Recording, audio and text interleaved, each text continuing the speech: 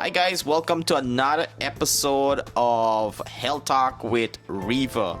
You guys know me already. I am Tech World Travels and Review, and I am the tech guy in this family, and Dr. Reva here is the medical person in this family. We both learn things differently, and today we're talking about a very common popularized virus right now, and a lot of people are drawing similarity in this virus with other virus, and that is Hantavirus. So I will pass it over to Dr. Reva here to give us a breakdown on what is Hantavirus and why is it so popularized right now. Hey everyone. Yeah, so hantavirus has been on the news for a few weeks. I think everybody has heard about it for the first time because of the outbreak on the cruise ship. So hantavirus is first and foremost a disease that affects rodents, and after affecting rodents, occasionally it can pass to humans. So these types of viruses are called zoonotic infections. And when they become infective into humans, it can present very differently depending on what type of hantavirus that person has contracted. Right, and when you say disease, it seems like it's just a virus that we get transmitted from the rodents you mentioned? Yeah, so it can get transmitted from rodents like rats, mouse, even pet mouse, pet rats. There are some places where, pregnant ladies are advised to stay away from pet rats because they might be more susceptible to having this type of infection. Right. And when you mention transmitted, how exactly does someone actually gets infected by the hantavirus? So getting infected from first of all, the hantavirus has to infect rats. So the only way that a human can contract hantavirus is directly from a sick rodent. So usually rodent droppings, so like urine, their poop, saliva, if humans come into contact with this, that is how we can pick up that infection if it is one of those types of hantavirus that can transmit to humans, because not all types of hantavirus will affect humans. So when you say sick rats, do you mean we are going, humans are going and petting these rats and that's how they get in the virus, or how does the virus actually get in contact with the human? Actually, one of the most frequent ways I know in South America, because that's where I practiced a lot, is when you are actually cleaning up after your house after maybe a rat might have been in there. So as I said, being exposed to the rat droppings, the urine, the saliva, that is how you can first come into contact with it. So you can directly touch these things and then touch your face, touch your mouth. That's one way of transmitting it. Another one is if you are, sweeping or brushing dry urine, dry droppings, then that can become aerolized and you can breathe that in. Another thing is from eating contaminated food. So if a rat gets into your food supply and the saliva from the rat can get mixed into your food, the droppings, urine, and you eat that food, you can become sick. And then last of all, if you have cuts and bruises, that's another way for direct contact to happen. So if you have cuts and bruises and you're cleaning up after, rats might have been in a surrounding, you can, again, contract it that way. And then another way that is not necessarily as frequent is if you were bitten by a rat that was sick. Awesome. So you're saying that I shouldn't go and pet every rat that I see? Clearly. Okay. I could get hantavirus. The other thing is right now there are, in the news, everyone is saying so many people are being quarantined from the ship because then they're worried that it can spread from person to person. So that is also one way of contracting hantavirus, is from a sick individual. Or someone that has been exposed to hantavirus, like the folks that were on the cruise ship. So basically, you can only get hantavirus from someone if you're in close contact with that person, if you're sharing utensils, if you're sharing a bed, if there's sexual contact, kissing, or any type of physical close relationship where bodily fluids can share. And since we're on the topic of transmission, it sounds to me in the past, hantavirus used to be it was never a thing where it gets to a human so frequently, and there must have been some sort of evolution with this virus where we're seeing human to human transmission. At least that's what I hear in the news. Is that something that's true? So over time, viruses can adapt and change, and they can become infective to human. But for hantavirus, it actually has been spreading to humans for a very long time. For instance, in Europe and in Asia, as well as in South America, people have been contracting this illness for a long time. It's not something new or something recent. It's just something that has become kind of evolved. The disease itself has kind of evolved because of travel, because of how people are contracting it, and then just because of the awareness now about these viruses and these rare viruses. And it sounds like, from what I gathered from the news, it sounds like the authorities are not so concerned about having an infected hantavirus mouse on the cruise ship. It was more about a human who already have the hantavirus disease getting exposed to another human who don't have the hantavirus disease. That's more of a level of quarantine that they're looking to do, rather than trying to locate the mice that have the hantavirus. Exactly, because again, right now, human to human transmission is something that can still happen. It's just not going to happen at a rate like COVID. It's much harder for you to get hantavirus from someone in passing or something like that. Like, you have to be in close proximity to the person. And I think the reason why they're concerned about the spread is because as you know, as I mentioned, right? Like, this is a severe illness when it is passed on to humans, and it can present in many different ways, and one of which is respiratory. And so the folks that have gotten infected with the Andes strain, they are suffering from a version of the illness that is called like the hantavirus cardiorespiratory form. So that means that they are getting, coughing, fevers, chills, and things like that. And that's when they can become infectious. Plus, also, the incubation period is a little bit longer than other infections. I'm sure you saw in the news, like, they say, like, the number of cases might increase over the course of time. And that is because, this in the infective period, which means the time from when that person becomes sick and they can share the disease, it's about 42 days. Got it. So if we take, we are located in Maryland, in the United States of America.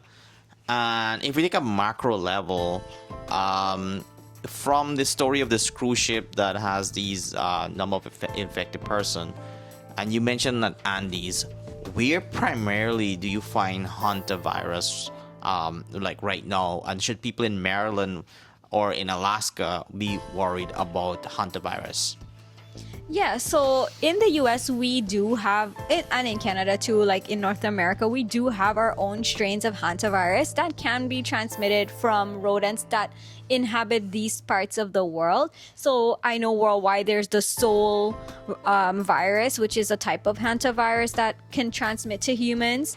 Those are transmitted from things like the deer mice.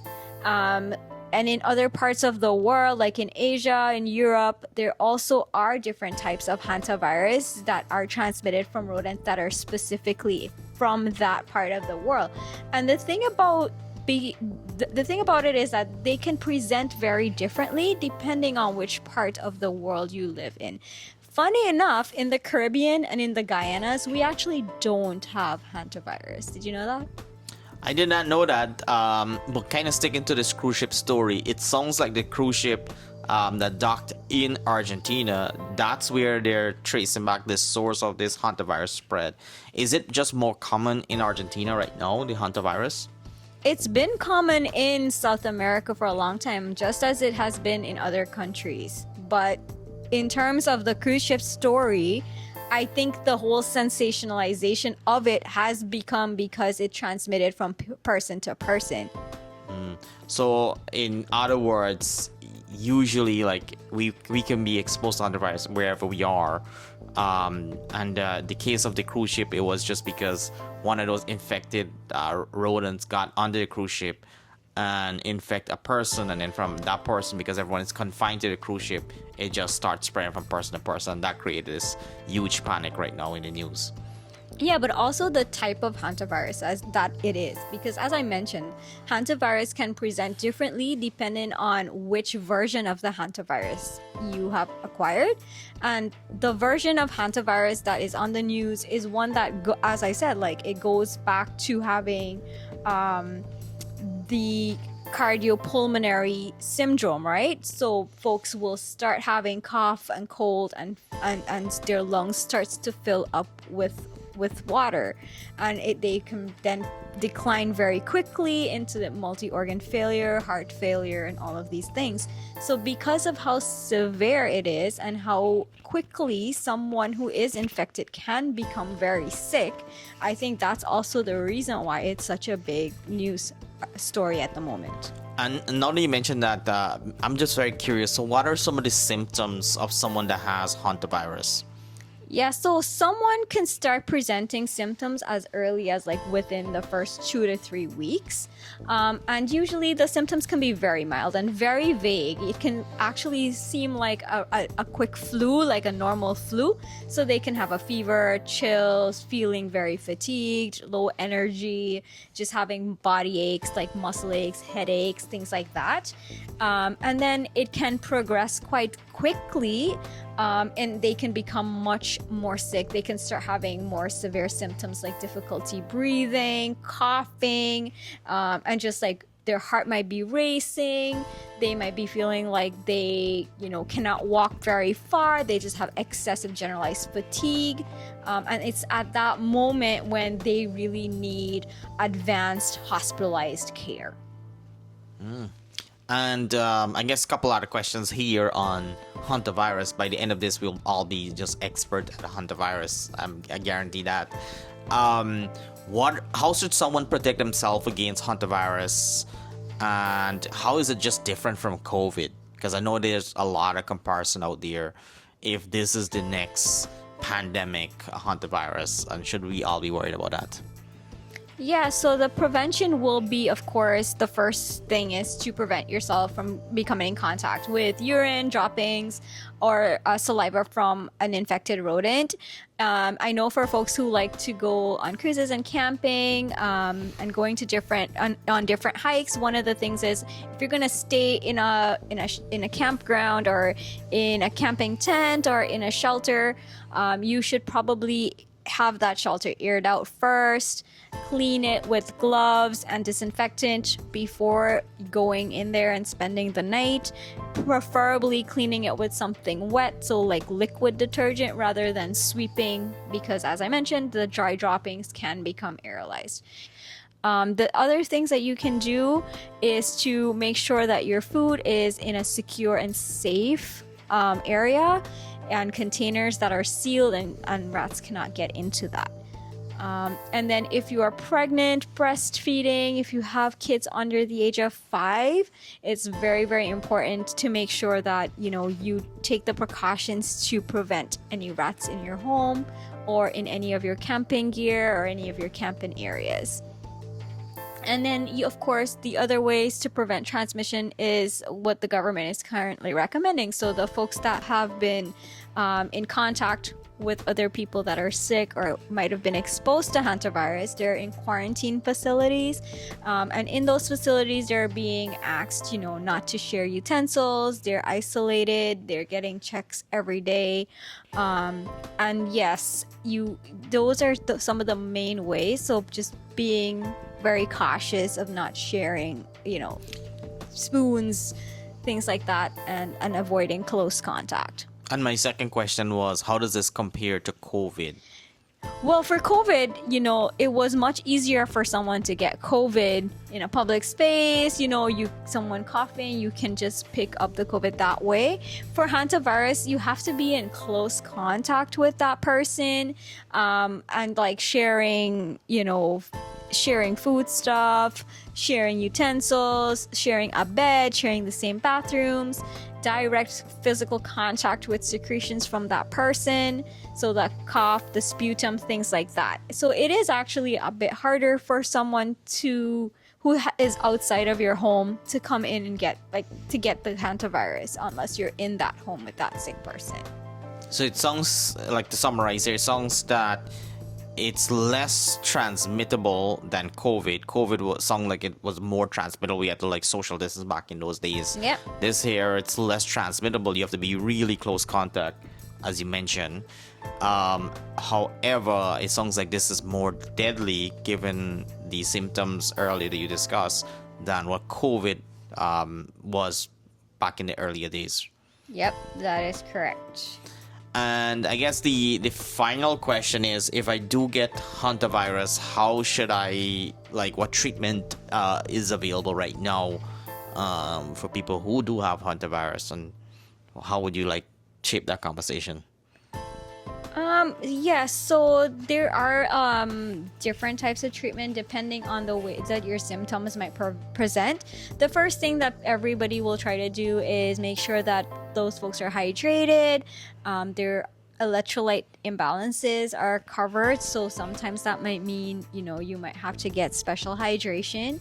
And if that person starts to have shortness of breath or things like that, they would need more specialized care. They would need to be hospitalized. And even though the disease is very quickly progressing, you have to be aware of the symptoms and you have to be aware that you were in contact with someone, because as soon as you go to the hospital, they would need to know that information so that they can treat you adequately. And what would you say would be the biggest the strongest indication that this disease has progressed pretty fast? The shortness of breath. As soon as someone starts to have any amount of shortness of breath, then yes, you need to go to the hospital. And I was kind of in the rabbit hole here, or the rat hole as we would say, trying to learn a lot on this hantavirus stuff. And what I realized, some of the doctors were saying that folks with hantavirus, I think there's a higher ratio of people having to be intubated when compared to COVID. Is that also true, and why is that? That is very true, and it really depends. It's because of the way that this virus will act in your body. So as I mentioned, when you come into contact with this virus and the virus gets into your body, what it would do is it affects your blood vessels, so cells that are lining your blood vessels. And what it does is it kind of pokes holes in your blood vessels, and so the fluids that usually are within your bloodstream, it leaks into other organs. So for instance, with the Andes strain, what happens is that fluid leaks into your lungs, and your lungs just fill up with all this extra fluid, and that's really what causes you to have the shortness of breath. And if you are in respiratory distress, having all this shortness of breath, cannot breathe properly, the oxygen level in your body will drop. So that's one of the reasons why they would be intubated, to maintain oxygen levels so that other organs still can have enough oxygen to function. Because if the other organs don't have enough oxygen to work, they begin to fail, and that's usually when someone will have a much harder time recovering from the illness.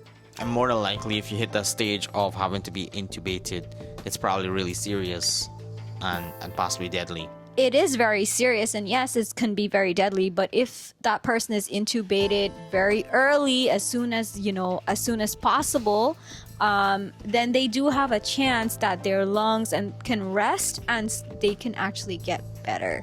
It usually takes longer as well than COVID in some cases, but it's not necessarily okay, if you're intubated, you're going to die for sure.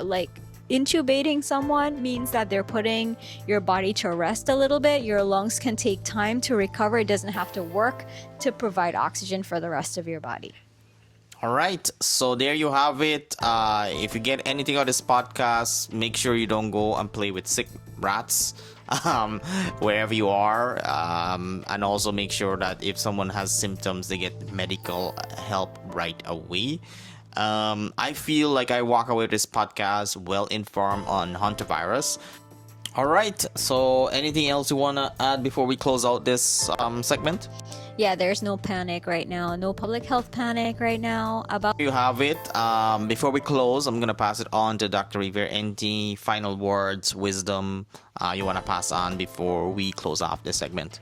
Yeah, so a lot of the information that might be useful if you're looking to learn more about this is available on the CDC website as well as WHO. They're pretty good sources of this disease information. So if you're interested, you can take a look there. All right, guys. So we'll see you on the next episode. Make sure you like and share this episode. If there's someone in your family who's curious about this here, we're just having a conversation here, a healthy conversation. So share this video. Leave a comment below. We're always looking for new ideas for podcasts. Also, let us know in the comment if there's a specific idea here you want us to discover and deep dive into. And it's been